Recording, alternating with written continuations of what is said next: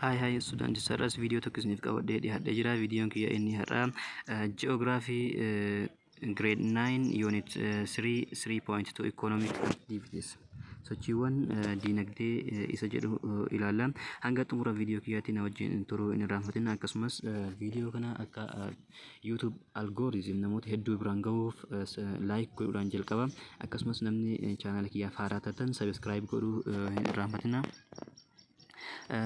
Gara barnoota keenyaatti yoo deemne economic activities is jalqabuma irratti akkuma ilaalle economic activities sochii diinagdee ilaalla jechuudha.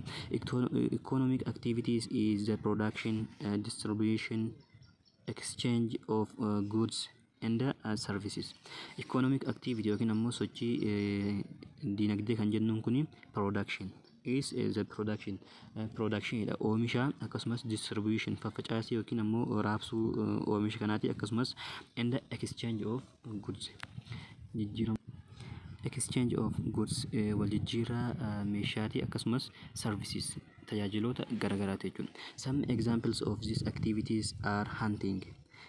Fakkeenyonni economic activity kana hunting adamsuu akkasumas fishing qurxummii kiyyeessuu farming qonna grazing dheechisuu mining akkasumas mining jechuun albuudota garagaraa lafa keessaa baasuu manufacturing transportation trade and others kanneen akka manufacturing warshaalee garagaraa transportation geejjiba akkasumas trade daldalaa fi others kanneen kana fakkaatantu economic activity jedhamanii waamamu jechuudha. In the world there are numerous activities through which human beings earn their living. Addunyaa kana irratti there are numerous activities sochiiwwan hedduutu jiru jechuudha. Through which human beings earn their living kan ilmi namaa jireenya isaanii ittiin argatan ittiin get godhan jechuudha. In order to live jiraachuudhaaf a person must provide for his or her basic necessities such as food, clothing and shelter. Jiraachuudhaaf namni maal godhuu qaba? Provide basic necessities. Wantoota barbaachisoo kan jennuun basic kan ta'an maal godhuu qaba? Provide godhuu qaba jechuudha. Such as food kanneen akka nyaataa, clothing kanneen akka uffataa akkasumas shelter bakka jireenyaa jechuudha. Bakka jireenyaa isaan kunniin sadan basic necessities jedhamanii waamamu jechuudha. For this kanaaf people use elements of natural environment. Uummanni maal fayyadama? Elements of natural environment. Elementiiwwan environmentii naannoo keenya natural kan ta'an jechuudha kan uumamaa fayyadamu jechuudha. That is natural resource kanneen qabeenya uumamaa jennuun kana fayyadamu jechuudha. Classification of economic activities. Qoqqoodama economic activity kana yoo ilaallu the economic activities practiced in the world are grouped into 5. Sochiiwwan diinagdee kun kan addunyaa kana irratti practice ta'an grouped into 5 bakka meeqatti qoodamu? Bakka 5tti qoodamu jechuudha. Namely primary, secondary, tertiary, quaternary and quinary jedhamanii bakka 5tti qoodamu jechuudha. Each type of economic activities is important to societies. Isaan kunniin hundinuu societyidhaaf yookiin hawaasummaadhaaf baay'ee barbaachisoodha jechuudha. The distribution of jobs in the particular economic activities in a country may indicate the level of development of the country. Distribution yookiin ammoo qoqqoodamni hojii kanneenii bakka garagaraatti qooduun kun maal godha? Indicate the level of development of the country. Guddina biyya tokko indicate godha jechuudha. Categories of economic activities. Qoqqoodama isaa kana yoo ilaallu akkuma jalqaba irratti jenne inni jalqaba primary activity isa jalqaba jechuudha. Activity sochii isa jalqabaati. Inni kun agricultural products gathering extractive industries isaan jennutu primary activity jalatti raabadamu jechuudha. Kanneen akka qonna, gathering, funaanni garagaraa firee mukaa haa ta'u wantoota garagaraa funaanuu akkasumas extractive industries kunniin primary activity jalatti raabadamu jechuudha. Harvest or extraction harvest sassaabu yookiin ammoo extraction cuunfuu jedhamanii beekamaa jiru. Secondary activities kan sadarkaa lammaffaa ammoo manufacturing, construction, power production. Manufacturing kanneen akka warshaa, construction ijaarsota garaagaraa, power production. Humna oomishaattu sadarkaa lammaffaa kana jalatti ramadamaa jechuudha. They are value added industries jedhamanii waamamu jechuudha. Inni sadaffaan ammoo tertiary activities kan jennuun kan sadaffaa kun retail in the wholesale trade kan isa chirchaaroo jennuu fi akkasumas whole jumla inni kan waamnu kana jechuudha. Personal in the professional services, personal dhuunfaa fi akkasumas professional services tajaajiloota dhuunfaa fi akkasumas professional akka waliigalaatti jechuudha. Communication walqunnamtii garaagaraa kunniin tertiary jalatti ramadamu jechuudha. Service sector industries jedhamanii waamamu isaan kunniin ammoo. Inni afraffaan quaternary activities kan jennuun kanneen akka information research management kanneen akka informationiiwwan odeeffannoowwan garaagaraa research qorannoo garaagaraa akkasumas management hooggansa garaagaraa kunniin afraffaa jalatti ramadamu jechuudha. Quaternary activities inni jennuun ammoo inni shanaffaan kun afraffaa keessatti argama. Garuu ammoo inni kunis akka damee tokkotti of danda'a jechuudha. Executive decision makers inni kun decision makers murtii kennuudha jechuudha. Afraffaan maal jedhamee beekama? White collar information services. Inni shanaffaan ammoo high level decision making jedhamee beekama jechuudha. Tokkoffaa irratti primary economic activities yoo ilaallu, primary economic activities focus directly on the extraction of resources from the environment. Kan jalqaba kun maal irratti xiyyeeffata? Extraction of resource from the environment. Naannoo keenyarraa resourceewwan qabeenyota garaagaraa sassaabutu irratti xiyyeeffata jechuudha. They involve the production of foodstuff and raw materials. Foodstuff and raw materials. Isaan kunniin kan involve godhan production of stuff materials kan nyaataa irratti production oomishoota nyaataa irratti akkasumas raw materials kanneen involve godhu jechuudha. This economic activities occurs at the beginning of the production cycle. Economic activity kun inni jalqaba kun jechuudha. Activities occur at the beginning of the production cycles. Oomisha saayikilii oomisha yookiin ammoo marsaa oomisha kana keessa inni kun tokkoffaa irratti argamaa jechuudha. Tokkoffaa irratti at the beginning jalqaba irratti argamaa jechuudha. Where people live in close contact with the resource of the earth. Kan uummanni resourceewwan qabeenyawwan lafa kanarraa irraan walitti contact ta'anii jiran jechuudha. Wal qunnamanii jirantu maal jalatti ramadama? Primary resource kanatti primary economic activity kana jalatti ramadamaa jechuudha. A few examples of primary economic activities include agriculture, fishing, forestry, and mining.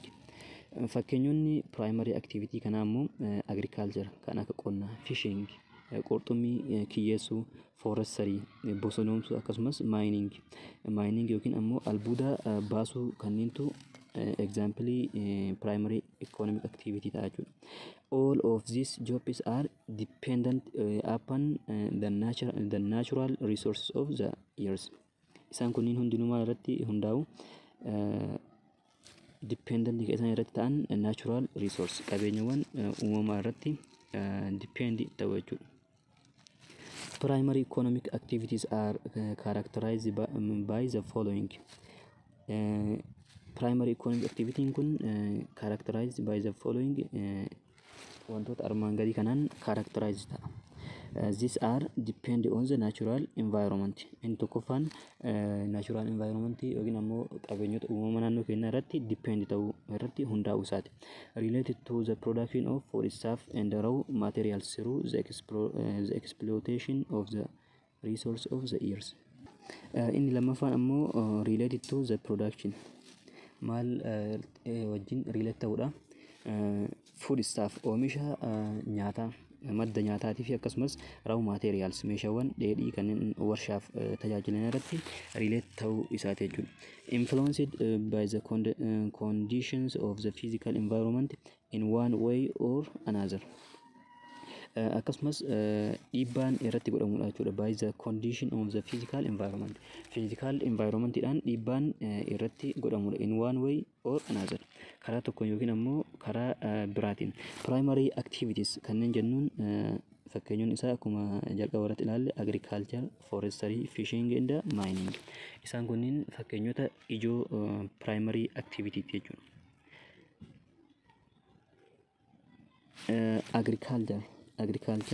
Agriculture yoo ilaalle qonna jechuudha. Agriculture is the science and the art of the cultivation of the soil and the rearing of the livestock for either local consumption or commercial purposes. Agriculture jechuun saayinsii yookiin aartii cultivation of soil yookiin ammoo biyyee misoomsuu akkasumas rearing of livestock wantoota garagaraa maal godhuudha horsiisuu beeyladoota garagaraa horsiisuu either local consumption maaliidhaaf sababa maaliitiif nyaataaf yookiin ammoo commercial purposes dhimma gabaa garagaraatiif dhiheessuudhaaf oomishuu kanatu agriculture jedhama jechuudha. It is one of the most important activities of human being. Inni kun activity yookiin ammoo sochii baay'ee uummataaf barbaachisaa ta'edha jechuudha. Because it provides them with the most basic necessities. Maaliif sababni isaa necessity yookiin ammoo basic necessity wantoota barbaachisoo kan jennuun waan dhiyeessuuf jechuudha. Food isa jedhamu kana waan dhiyeessuuf inni kun baay'ee barbaachisaadha jechuudha. The agriculture as primary economic activities aim at the solving the basic problems of the society. Agriculturing kun akka primary economic activity aim at solving the basic problem of the society. Inni kun gargaarsa solve the basic problem of the society. Rakkinoota basic ta'an kan hawaasummaa jechuudha furuu keessatti inni kun gahee olaanaa qaba jechuudha. Solving the basic problem of the society. It provides foodstuffs for the population and the raw materials for the industries. Inni kun it provides foodstuff madda nyaataa ummataaf populationidhaaf dhiyeessaa jechuudha. Akkasumas raw materials for industries meeshaawwan dheedhii ammoo industriidhaaf dhiyeessaa jechuudha. For example, in Ethiopia, about 85% of the population is engaged in agriculture activities. Itoophiyaa keessatti parsantii 85 naannoo parsantii 85 namoonni kunniin maal irratti hundaa'u in agriculture activities sochii agriculture kana irratti hundaa'u jechuudha. In agriculture activities sochii qonnaa kana keessatti land is one of the basic means for production. Lafti kun karaa ittiin production yookiin oomisha kan ittiin oomishnuudha jechuudha. The characteristics features of the land as means of production is that when properly used it is productivity increased. Kan inni ammoo amala kanaan itti amaleeffamu land as means of production kan lafti karaa ittiin oomisha ittiin argannuudha kan jedhamu kun when properly used yeroo maal goonedha yeroo seeraan itti fayyadamne productivity increases yeroo oomishni isarraa argamu ammoo dabaletti maal jennaaniin karaa ittiin argannu keessaa isiin tun isii ijoodha jechuudha. Seeraan garuu itti fayyadamnee properly karaa ta'een fayyadamnee oomisha keenya oomishuu qabna jechuudha. Another peculiarity of agriculture is that plants and animals are simultaneously means of an object of the labor. Akkasumas plantii fi animaliin kunis simultaneously wal faana jechuudha. An object of labor objectii laborii kanaati yookiin ammoo hojjeta kanaati jechuudha. Moreover, agricultural production is seasonal in characters. Irra caalatti ammoo agriculturing kun seasonalidha in characters amala isaatiin seasonalidha jechuudha. Waqxaawaadha waqtii qabaachuudha waqtii itti oomishamu qabaachuudha.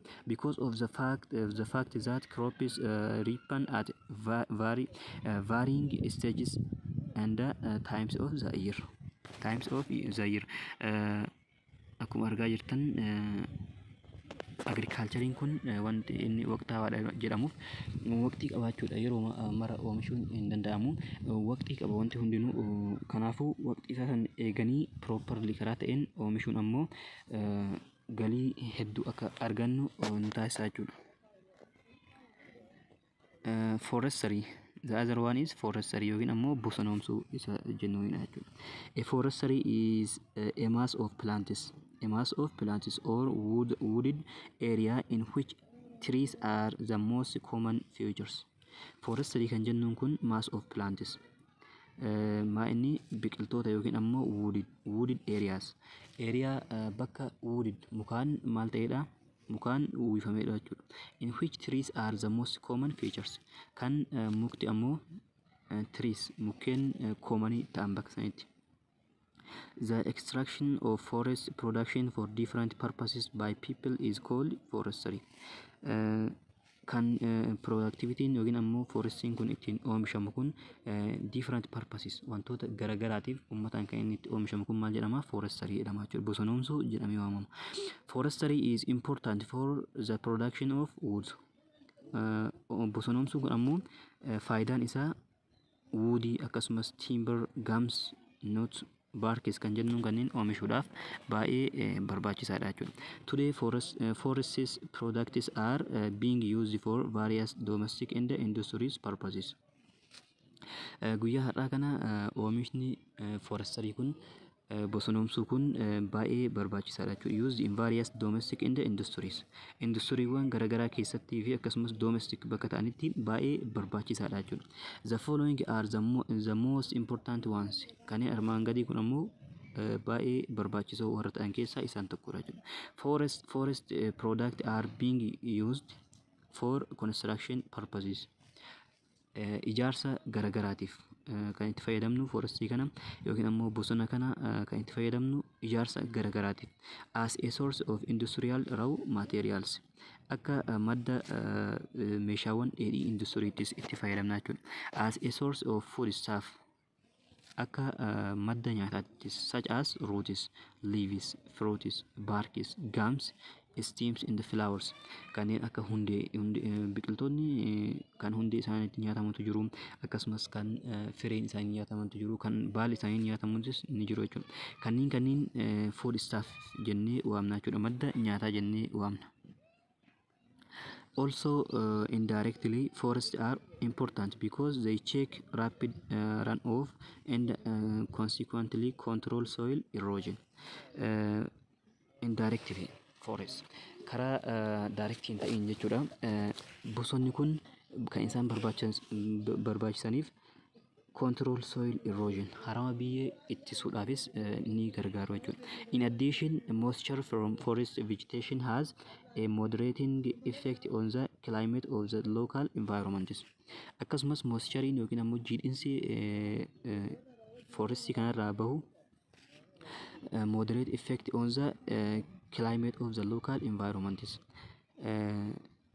Climate yookiin ammoo environment yookiin ammoo haala qilleensa naannoo keenyaa tasgabbeessuu keessattis gahee olaanaa qabaachuudha. Maaltu biqiltoonni kunniin moistureen isaanirraa argamu kunniin.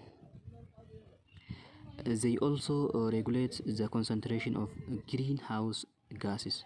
Akkasumas concentration greenhouse kana maal godhuudhaaf regulate akka dhaabbataa ta'u godhuudhaafis faayidaa qabu jechuudha.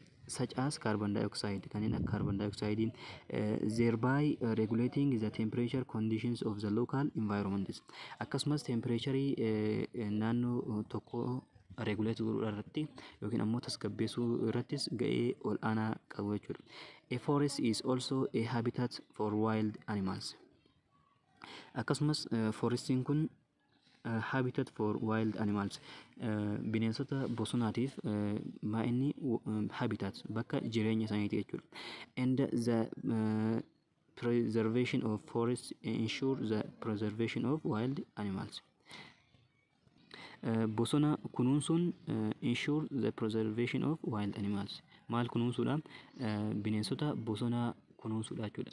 nuti yoo bosona tokko kunuunsine akkasumas maal kunuunsaa jirra yeroo sanitti maal kunuunsaa irraa wild animals maaliif bakki jireenya isaanii waan ta'eef bosona yoo kunuunsine akka waan isaan kunuunsaa jirrutti ilaalamaa jechuudha. Barnoota keenya kanarraa haala kanaan xumurree jirra. Yeroo itti aanu hanga mata duree biraatiin walitti deemnutti viidiyoo kana like akkasumas chaanaala kiyya subscribe godhuu hin irraanfatina. Akkasumas chaanaala kiyya Ethio student kan jedhu subscribe godhuu hin irraanfatina. Hanga viidiyoo biraatiin walitti deemnutti nagaatti.